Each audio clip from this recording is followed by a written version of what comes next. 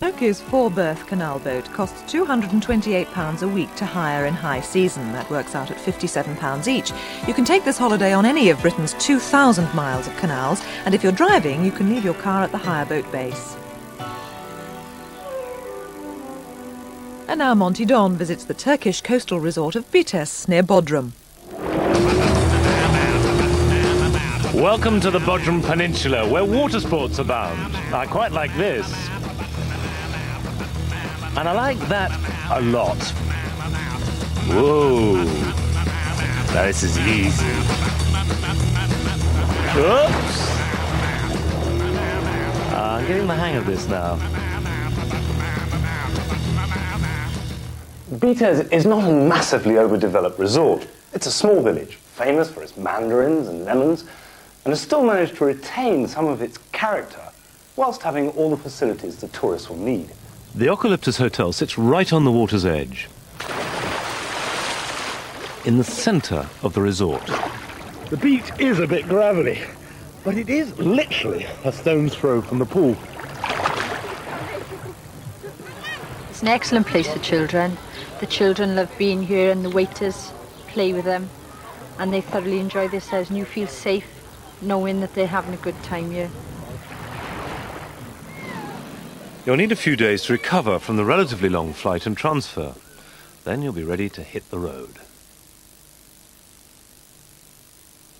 Dolmuş is the standard form of transport in Turkey, and they seem to cruise around the roads on an endless loop. So all you have to do is find yourself a road, and a dolmuş will find you, sooner or later.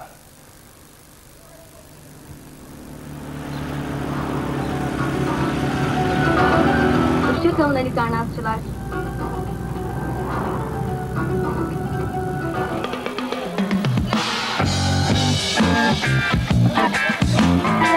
After cruising around for a few kilometers, the dolmuş finally deposited me in Milas, where there's a large market selling everything under the Turkish sun.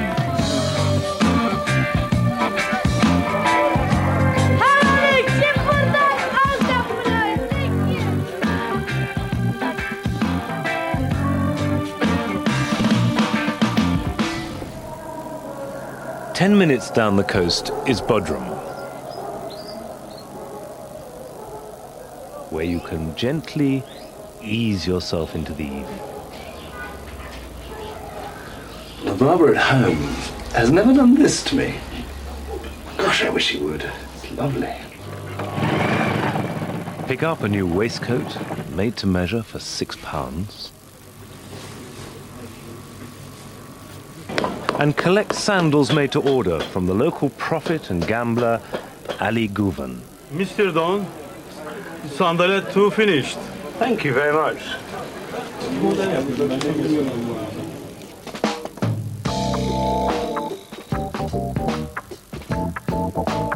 Suleiman the Magnificent once paraded these streets, but I don't think he ever looked this good.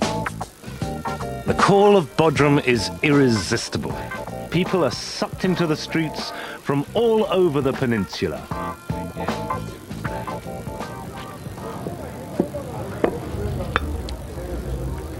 Although an insatiable desire for egg and chips can be satisfied in Bodrum, far better to eat locally, and you start with meze, which is delicious, followed by a flaming casserole.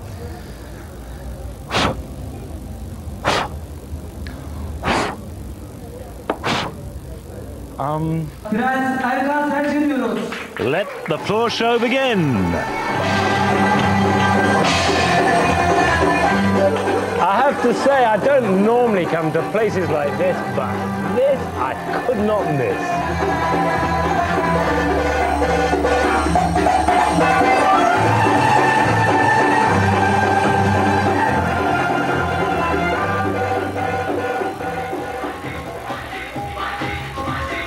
Big entrance time at the Halikarnos, reputedly Europe's largest open-air club.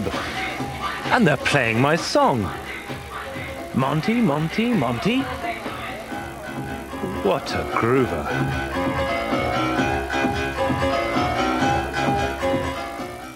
But the night had to end, and anyway, I feel more at home surrounded by old ruins.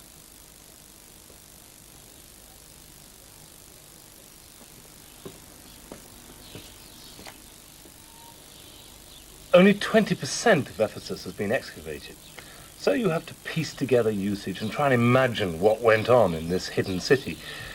Although some places you don't have to imagine very hard.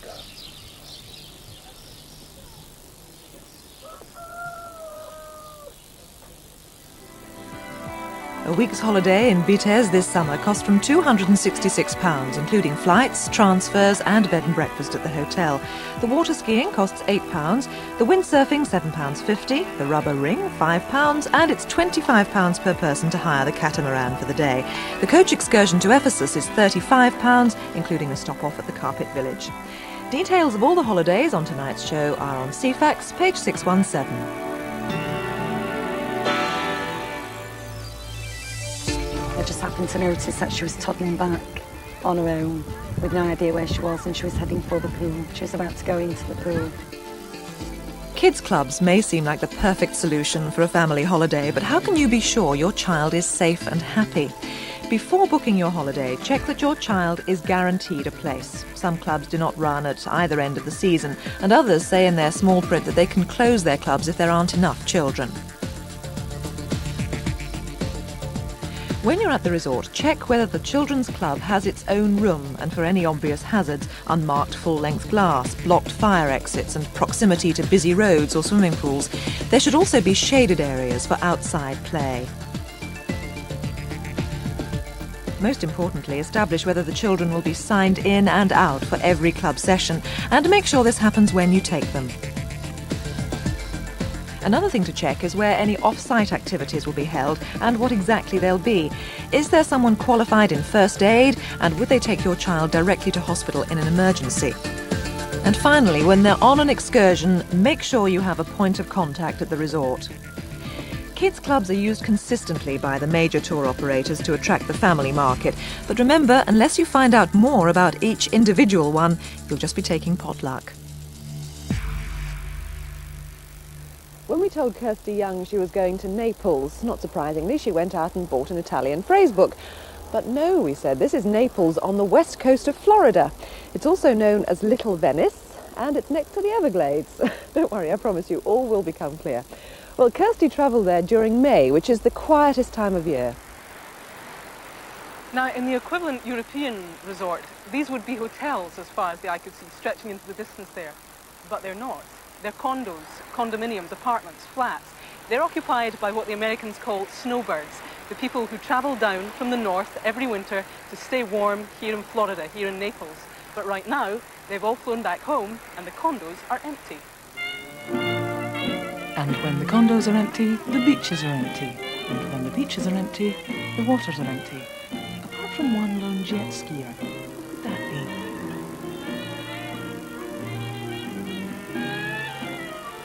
It's not fast. It's quiet enough to be nice. It's not dead here. It's gorgeous. Quiet enough for the Golden Girls? Possibly. But only if someone could get rid of that jet ski. Just who do they think they are? So, Scotty, it seems like a pretty quiet day on the beach. Is this a typical day? It's a typical day. It'll probably get a little busier as the afternoon goes on. There's more people. Is this your quiet season? Is it?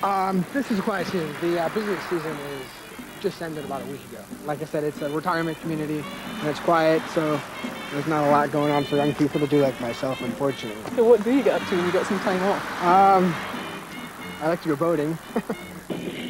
And me? Well, I like to go jet skiing. Sometimes. And this time wasn't one of them. Oh well, at least the peace and quiet's restored.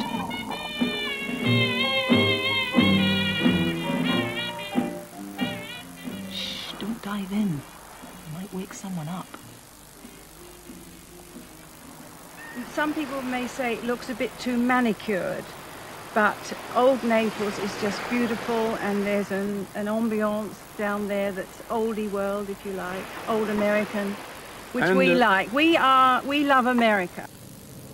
And I love shopping.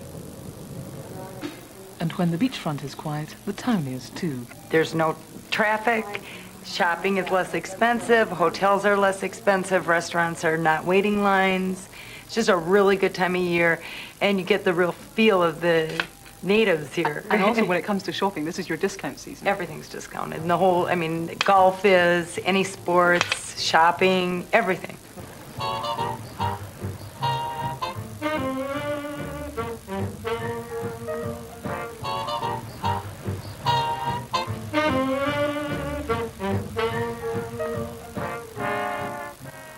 You know, the great thing about Naples by night is that it's about as busy as Ochtermachty on a wet Wednesday. The good news is there's plenty to choose from on the video and movie channels. About an hour's drive away is the start of the Florida Everglades. My first gentle introduction was the Fakahatchee Swamp. These boardwalks are free but unattended. I said to my mum that the holiday program are sending me to Florida.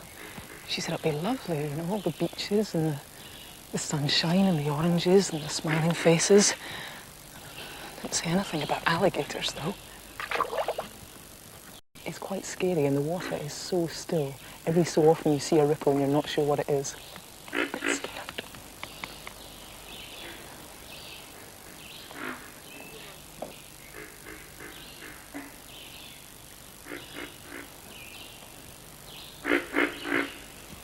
I travelled deeper into the Everglades, stopping only for a quick bite at a diner. This is your gator legs and tail. What's in it again? Turtle, frog, and gator. Right, thanks.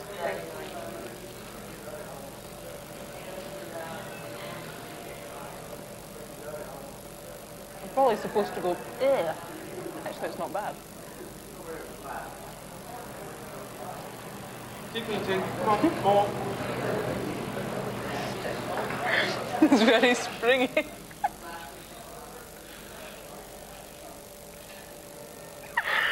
It's very chewy. I ventured to Everglades City on the edge of the national park. These airboat rides wouldn't be possible in the park itself, as it's protected.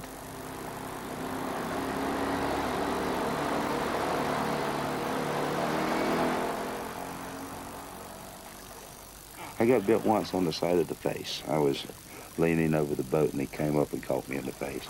I was very lucky. I only ended up with 7 stitches and a lot of puncture wounds. But this is all part of being out in the swamp. Mo, just as a safety precaution, what's the best thing that I should do if I come face to face with an alligator? The best thing to do would be to climb a tree. Alligators can't climb trees. But if you're with someone else, the best thing other than climbing a tree would be to outrun your friend that's with you. Kirsty was in Naples in May, and a week's stay at the La Playa Beach Resort at that time of year cost £709. The price includes scheduled flights to Tampa, room-only accommodation and a hire car. Well, that's all for this time. Jill, can I tell them where you're going to be next time? By all means. She's going to be on a steam train in Scotland. Yeah, well, that's in a fortnight, because next week we've been replaced by live football. So in 2 weeks, when I'm in Scotland, Kirsty will be in the south of France at a holiday village. Paul Gogarty's on the trail of rock and roll when he takes a trip from Nashville to Memphis. And Shonka's in Chianti Shire for a taste of the Tuscan countryside. In the meantime, from Vienna. From Vienna. Bye-bye. Bye.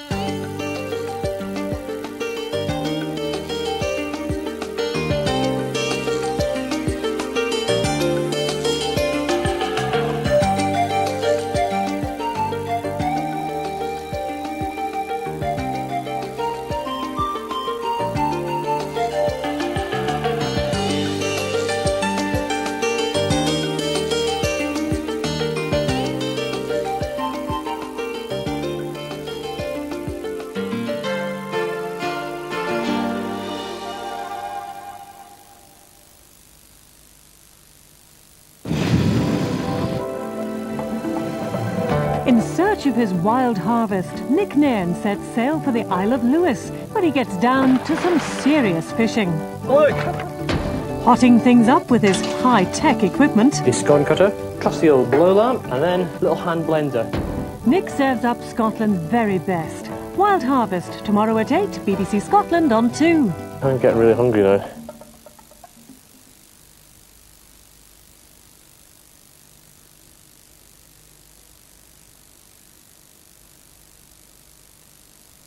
Tomorrow in Silent Witness.